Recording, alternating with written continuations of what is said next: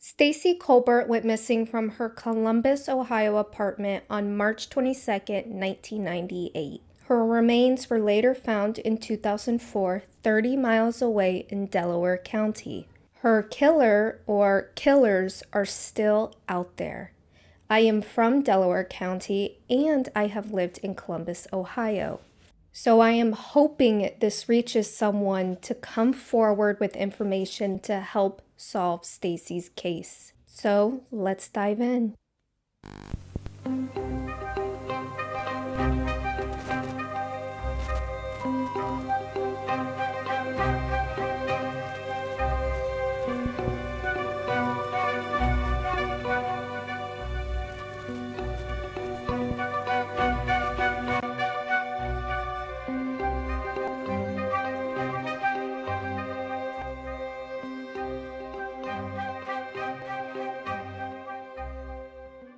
Hello everyone and welcome back to Crime Time with Connie. I am obviously Connie and hello. If you are new here, I sit down every week and I talk about a true crime case. My setup is a little bit different. I have to use a different microphone and I have Meow Meow joining me today. It's usually Max, but I figured since in today's case a cat is mentioned, I'd bring my cat to you guys.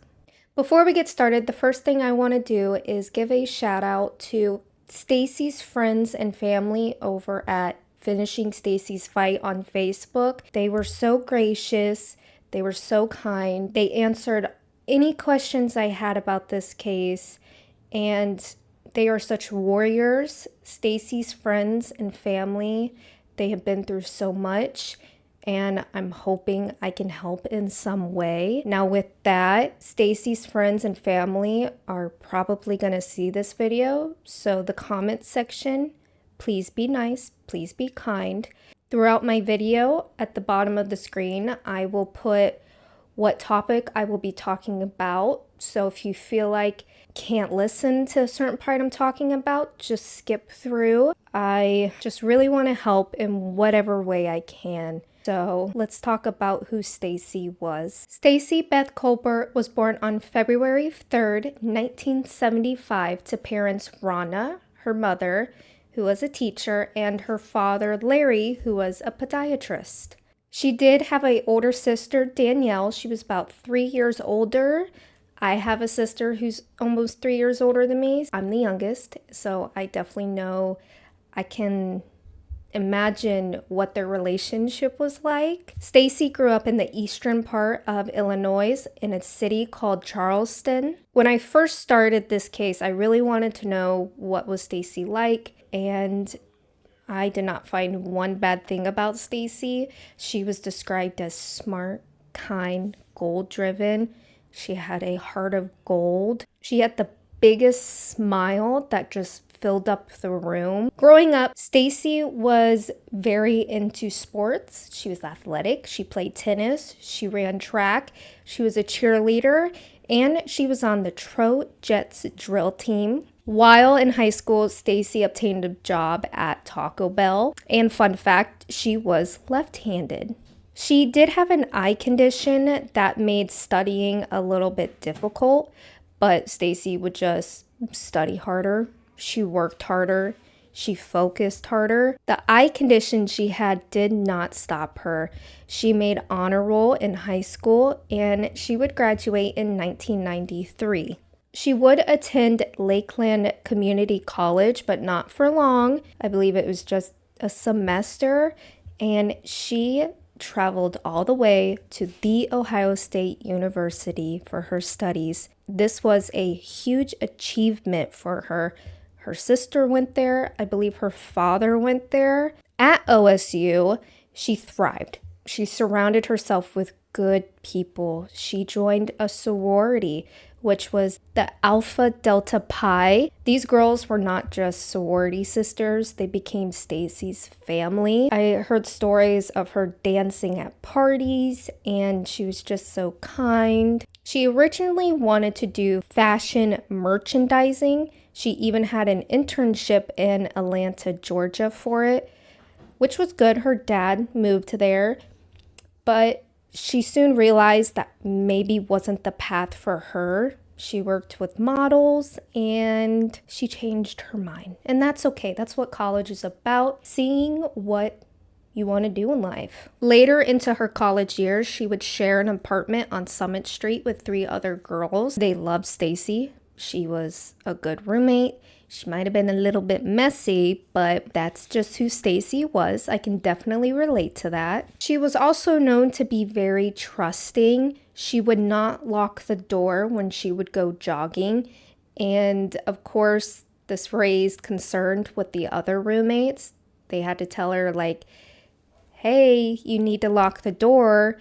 And Stacey seemed a little bit confused. She didn't lock the door back home, but this is college. There's creepers out there, you know? In the summer of 1997, Stacey would graduate from the Ohio State University with a Bachelor of Science in Business Administration. A few months later in October, things are happening. A new transition in life is beginning. She gets a job at AEP, which is American Electric Power, in marketing. She would make new friends with her new coworkers, and she would get her own apartment. Her sister Danielle and a male friend, this is important for later, helped her move in to the Governor Square apartments off of Kinney and Henderson. Like I said, I grew up in Delaware. I've lived in Columbus. I am very familiar with these apartments, the area. I worked at Riverside, so I know every location that has happened in this case, and it's a bit eerie. I've seen these apartments before, and I did not know what happened there. So now we are going to discuss the timeline leading into Stacey's disappearance.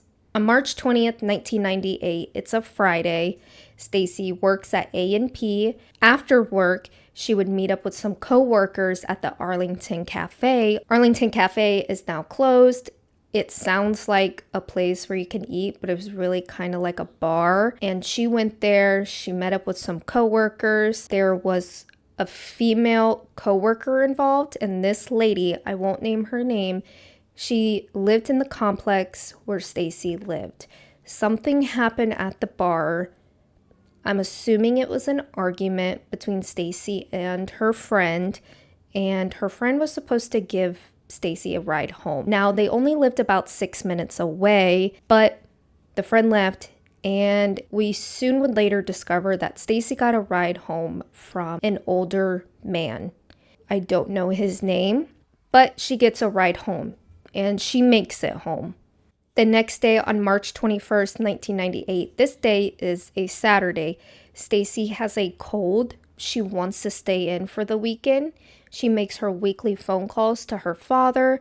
I believe there was a phone call to her sister and to the friend from yesterday who she had a argument with at the bar. Later on that day, she orders breadsticks from Papa John's. I've heard these breadsticks were amazing, and in order to have them delivered, you have to order 2 boxes. So she ordered 2 boxes of breadsticks. They were delivered by 6 p.m. Now, the delivery kid would come forward to say that he felt like Stacey wasn't alone. That's all we know. I don't know if he saw someone in Stacey's apartment, but he felt like Stacey was not alone. And sadly, that is the last person to have seen Stacey alive. The next day, on March 22nd, 1998, this day is a Sunday, Stacey's sister Danielle tries to call her at 9 p.m. because this day is the Oscars. And she wants to talk about it with her sister because Titanic is up for all these awards. And I heard they had some discussions about what the ending of the movie meant. Anyone who knows me knows Titanic is my favorite movie. I've seen it literally 1,000 times. My daughter is named after Rose. I wanted to name my son Jack, but my husband said no. But Danielle just wants to talk to Stacey about the Oscars. She calls her at 9, no answer. Something odd about this day is earlier at 4 a.m. in the morning, this Sunday, Stacey's upstairs neighbor hears screaming, he hears banging, and he's not the only one that hears it. His, I believe, girlfriend or wife hears this too. They did not call the police. Instead, they went on with their day. This man felt a little off about what he heard. He went downstairs, knocked on Stacey's door to see if she was okay. He noticed that Stacey's kitten is outside the door wandering around, and he did not hear or see Stacey at all. Now, this is a huge red flag. One, you hear a lady screaming in the middle of the night, and they're not good screams. And you're so concerned, you check on her at 2 p.m. and you see her kitten just wandering around. And Stacey loved this cat. This cat would not be outside just wandering around. It was still a little baby. I think she had him for about 3 months. His name was Boots, but he would be adopted by one of Stacey's friends. Stacey wanted to find a different name for him. She just settled with Boots until she found a different name, but when he was adopted, he was renamed Cookie, which was one of Stacey's nickname when she joined the sorority. Cookie the cat was fine. He did not run away. Like I said, he was adopted, and he lived until he was about 19 years old. I knew she loved that kitten. She would come home from work, play with her kitten before she would go out with her coworkers or friends. And 19 years old, it's such a blessing and privilege to have any pet for that long. And Stacey would have loved to probably see the cat grow up, maybe meet her future kids. I know she wanted to be a mom, but we're going to go back to the timeline. The next day on March 23rd, 1998, this day is a Monday. Stacey does not show up for work.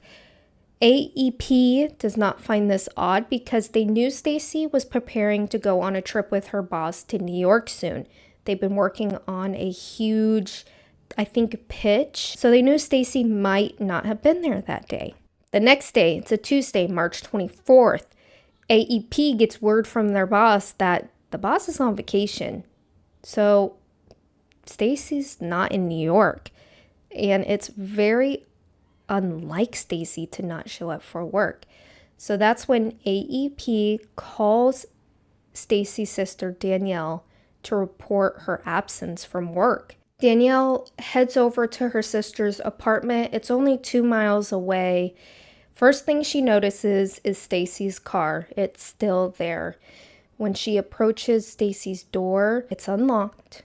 The cat is wandering around. Stacey is not inside. But what is inside is Stacey's purse, $40.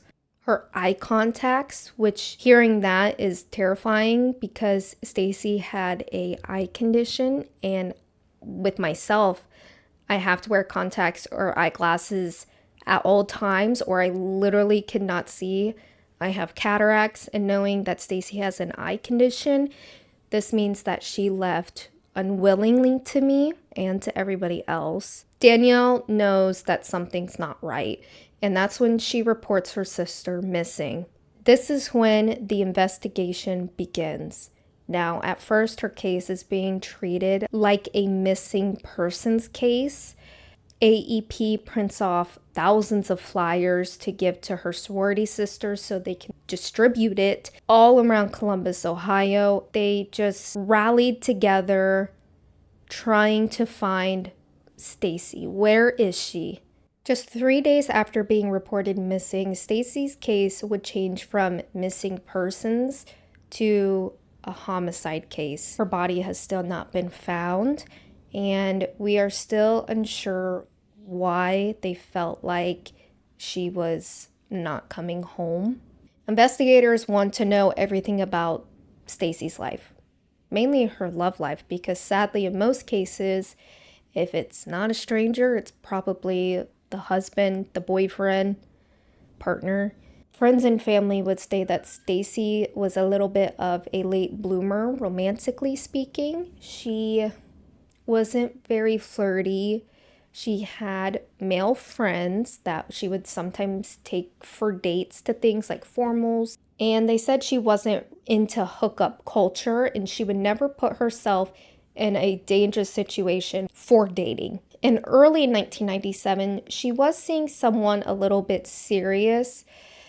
This relationship fizzled out, was in Texas on spring break during the time she disappeared. And when he came home, he learned about Stacey's disappearance. Someone handed him a flyer and he thought it was honestly a joke, a sick joke. But then he realized that Stacey's missing and he was just devastated. Obviously, he was cleared as a suspect because he was in Texas on spring break. There might have been one other guy in Stacey's life that she might have been seeing. No one can confirm if she was dating this man or not. And this was the guy that helped her move in. No one knows who would want to hurt Stacey or why. She was loved by everybody. She wouldn't hurt anybody. She didn't have any problems with friends, coworkers, or family members. Before her disappearance, Stacey filed a report with the police saying that people were stealing her checks from her mailbox and cashing them out. And it got so bad to the point that even after she disappeared, they were still doing this. And that just blows my mind. Like, first off, don't steal. At her apartments, I don't know how it was in 98, but these are the mailboxes that everybody's are outside, all in the same place, that big box. You put your key in and you get your mail out. So like these people had some courage. The detectives on Stacey's case, they were actually a married couple, a man and a woman.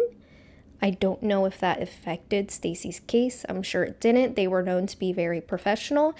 They had a lot of compassion and they were very kind towards Stacey's friends and family. Of course, they're talking to anyone who had any contact with Stacey before her disappearance. They cleared the pizza man, and then they get to the neighbor upstairs, and he changed his story. At first, he reported hearing loud bangs, screaming, and he didn't call the police. When they talked to him again, he said it kind of sounded like she was maybe having alone time with someone, and it wasn't that loud. You'd have to put your ear to the floor, and no one's buying this. He most likely changed his story. Allegedly, maybe he didn't want to get involved.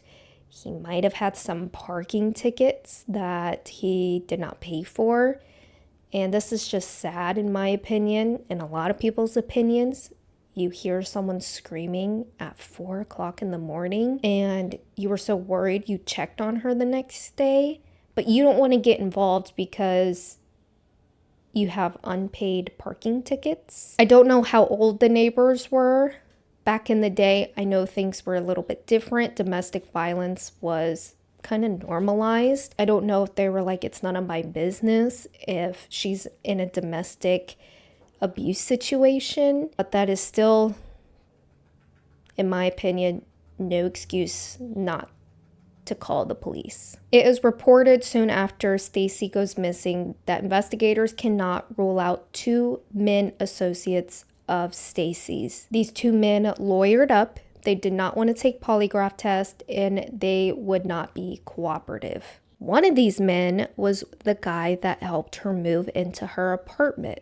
I will not name this man because I cannot 100% confirm if this is the guy or not.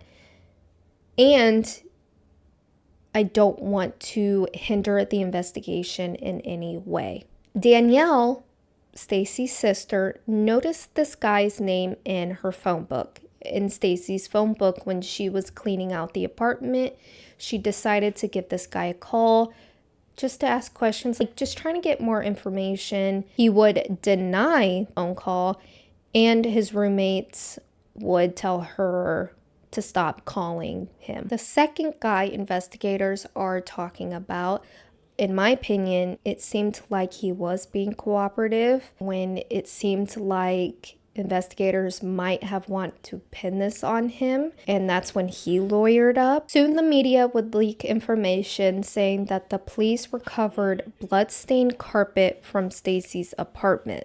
A couple months later in May, Stacey's apartment management people wanted to rent her apartment out, and that meant that Stacey's friends and family would have to pack up her apartment. Her apartment was being treated like a crime scene up until then. And now I'm going to describe Stacey's apartment and tell you what they saw when they went in there. Like I said, Stacey resigned at the Governor Square apartment off of Kinney and Henderson. Her apartment was on the first floor. It was apartment A. Friends and family would describe her apartment as normal. I just know that must have been really hard. They described it as seeing something out of a crime TV show. There was black fingerprint dusting everywhere. Police are also there. They are asking friends and family questions about certain names. They're showing them pictures. Not only are police asking them questions, but friends are asking the police officers questions about the missing carpet. You know, what was on it? Why did they take so much? And it seemed like everybody got a different story each time they asked. It was either cat poop or cat blood or Stacey's blood maybe from shaving, and that they took way too much. While everybody is packing Stacey's belongings up, they would put it into storage, but they noticed the breadsticks that were there. They noticed a partially broken chair in the kitchen. They also noticed a big shoe print on the back of Stacey's front door from the inside. And they also noticed Stacey's tiny handprints on the floor. Stacey's bedding was missing. It was collected into evidence.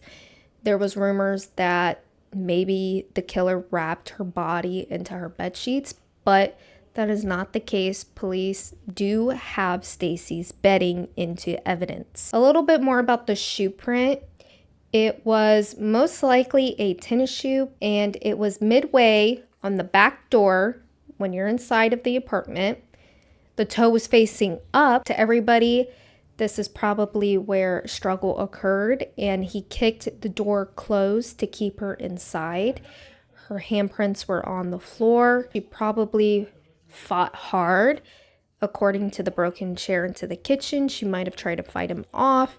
She made it to the front door, and that he probably kicked the door shut to prevent her from running outside. I do want to note that there was no sign of forced entry, meaning that no one picked the lock or beat down the door.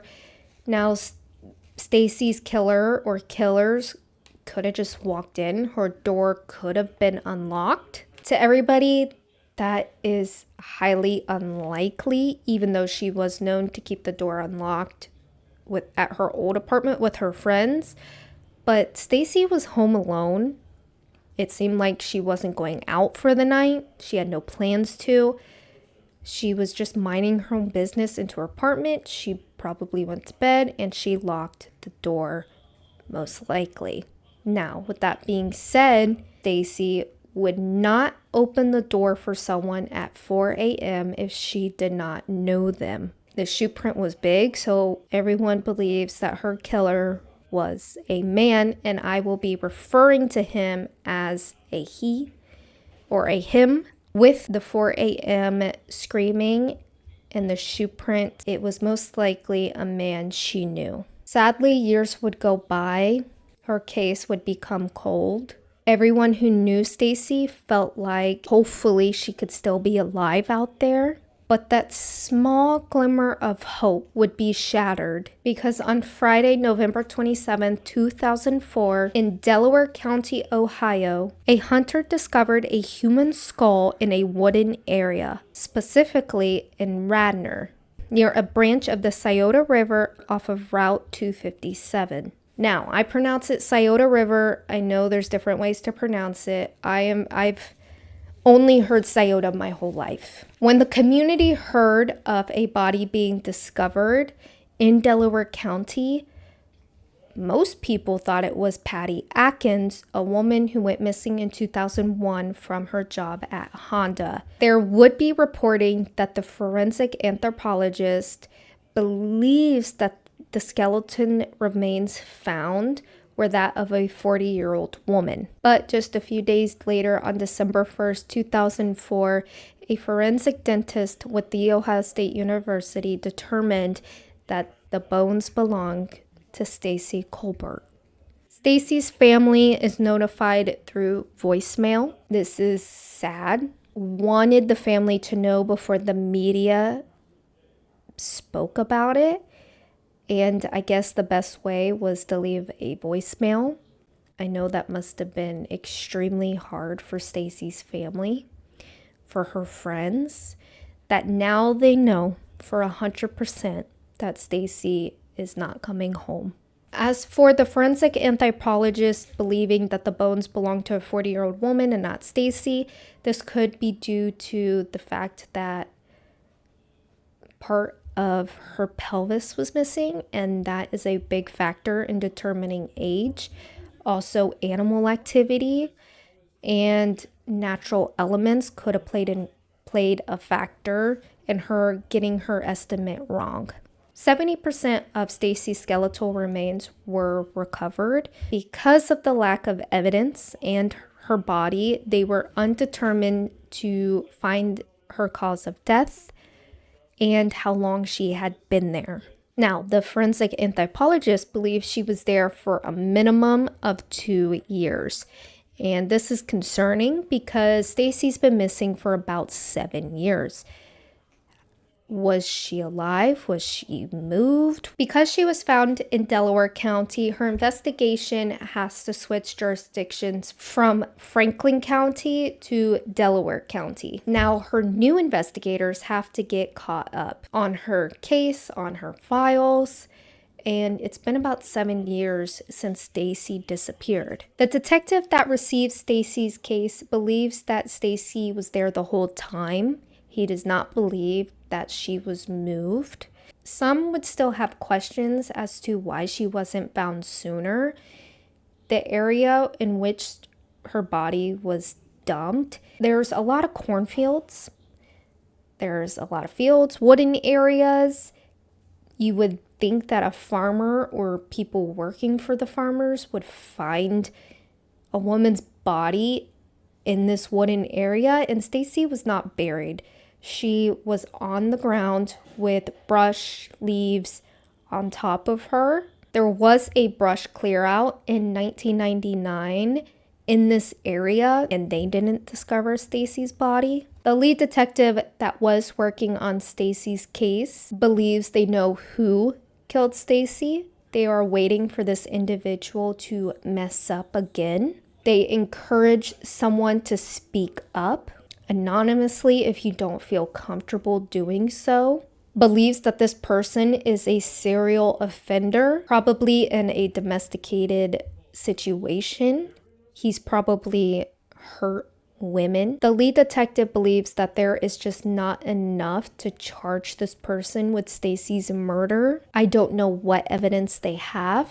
I'm sure they are keeping what they do have close to their chest. Stacey does have a missing necklace and ring that no one has been able to recover. If you have been gifted this necklace or ring before, I highly suggest you come forward anonymously if you don't feel comfortable and spill the beans about who gave this necklace or ring to you. You could help solve Stacey's murder. Before I discuss theories as to what people believe happened to Stacey, I really want to discuss about the hunter who found her body. He cleared up a lot of questions with a fellow podcaster, William Swafford. He did an amazing podcast about Stacey's case, and he actually talked to this man. This man is now in prison. He, for a unrelated crime, which turned out to be sexual violence towards a minor, 12 years or younger. So I don't like him. But in the media, there has been reporting about the hunter. There was 2 different names. So this man hops on a phone call with this with William to help clarify some questions. This hunter said that he did not live in the area. He was not the landowner. I do believe the landowner was cleared of Stacey's murder. So the hunter went out with his brother-in-law who lived in the area. The hunter did not live in the area, and they were going coup hunting. They had an older dog and they had a puppy dog. This puppy dog was training for hunting season. They end up losing the puppy dog. They looked for 3 hours. They could not find the puppy. So they decided to come back the next day.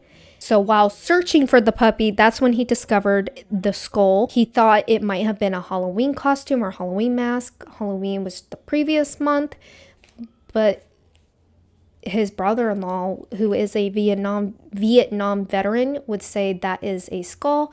Not only did he clarify that it was a human skull, he said it was that of a woman. And I'm sure he said this because of his history with his military background. This hunter and his brother-in-law did not immediately call the police. He went home, told his wife, and that's when they decided that it was probably best to call the police to report that they found a woman's skull. Since then, he said he has never been re-interviewed except for that day. I believe he has been cleared in Stacey's investigation. Maybe through CODIS, he does have a criminal history. He is currently in prison. Maybe they have DNA from Stacey's crime scene from her apartment to clear the hunter of her murder. You're probably asking what happened to the puppy dog. What happened to the dog? Dog is safe. Puppy was stolen, but they got the puppy back. Now, as for theories as to what has happened to Stacey, the most popular and what most people believe, friends and family, it was someone she knew. The motive was probably rejection and then rage. He didn't want to take no for an answer. Another theory is that it could have been a serial killer or a stranger. That seemed highly unlikely in my opinion, because sadly, if a stranger were to kill someone, they'd probably leave them in their apartment and wouldn't try to conceal the body. A lot of people want to know about the man who took her home that Friday night. It seems like he has been cleared. I don't know if he's 100% confirmed by the police. I don't know who Stacey talked to the night she did go to the bar, what men she talked to. I don't know their names, and I don't know if they have been cleared by police. And as for the man who helped her move, turns out that his family has a farm in Delaware County. The windows in Stacey's apartment, when you look out them, you kind of get a good view of the parking lot, the side of the apartment, which shows a little park, and the back, which shows other apartments. So he kind of had a scope of view to see when was the perfect time to get her body out of there, and to see the front entrance to see if cars are coming in. Another possible theory is that he had a friend help him. Maybe he had no ties to Delaware County and his buddy helped him. I did have questions about Stacey's car, if he possibly could have taken her car. I wanted to know if it seemed like her front passenger seat was moved forward. Stacey was a small woman. She was about 5'1", less than 120 pounds, so she probably would have been close to the steering wheel. I really wanted to know if, when they found the car, what was the front seat like? Was it moved back all the way? It could kind of help see if someone else was in her car, and the dirt would explain if they took her car to Delaware County. Like I said, I am familiar with both locations. I've lived in Delaware, I've lived in Radnor, I've lived in Ostrander, I've lived in Ashley. These are all areas surrounding Delaware. And I've also lived in Columbus, close to Connie and Henderson. I've worked at Riverside, so I am very familiar with all these locations. When people hear that Stacey's body was recovered about 45 minutes away in Delaware County, they might think, why so far? Why would he travel all this way? It seems like a long way. But to someone who is from Delaware and drove to Columbus all day, who drove to Columbus every day for work, when I did live in Delaware, It's not that far of a drive for us. We drive it every single day. So that drive he took could have been something he was super familiar with. In her neighborhood, in her apartment complex, they have those huge giant garbage cans, you know. I really wanted to know the garbage situation because when they went to Stacey's apartment, they said it smelled super clean, like bleach, that he cleaned the apartment or cleaned something from the apartment. And when you clean something, you're going to have a mess to throw away, paper towels or just regular towels. I really wanted to know, did he throw away something, cleaning stuff? Did they get that into evidence? Maybe the trash was already picked up by the time investigators got there. As of today, a new detective is being assigned to Stacey's case because the old one has retired. Sadly, Stacey's father, Larry, would pass away. Her mom has since moved to Arizona. Stacey's sister, Danielle, is not giving up. She still wants answers to who murdered her sister. Her sorority sisters that made the Facebook page Finishing Stacey's Fight after 26 years, they are not going to give up. They want answers. They are seeking justice for Stacey. They know someone knows something. They are respectfully asking for donations to help Stacey's case move forward. They want to hire a private investigator. I will link the GoFundMe, and I will also link where you can submit a tip. Even the smallest thing could be the biggest thing in Stacey's case. You can also contact Delaware County, Ohio Detective Bureau at 740-833-2830. I will also link below an email where you can contact if you have any information. Stacey seemed like she was the dancing queen. She was full of life. She was excited for her future. She wanted to move to Chicago, get married, and have kids. Her presence will continue to be missed by everyone who knew her. She was a daughter. She was a sister. She was a friend. Her friends, her family will never stop trying to finish her fight. I'm really hoping soon Stacey's case will be solved. It seems like we just need one thing to help solve her case. Seems like detectives know who this person is. They're just waiting for him to mess up, someone to come forward. I really hope we can finish Stacey's fight. I want to thank Stacey's friends over at Finishing Stacey's Fight Facebook page. I want to also give a shout out to True Crime and Headlines podcast with Jules and Joe. Your guys' voice is very soothing, and I really enjoyed your podcast. Also, William Swafford at Just In Case You Forgot podcast. He also has another one. Amazing podcast series about Stacey's case. And also Stay at Home Detectives podcast. They also did Stacey's case. Just a shout out to those three amazing people who have covered Stacey's case. There's actually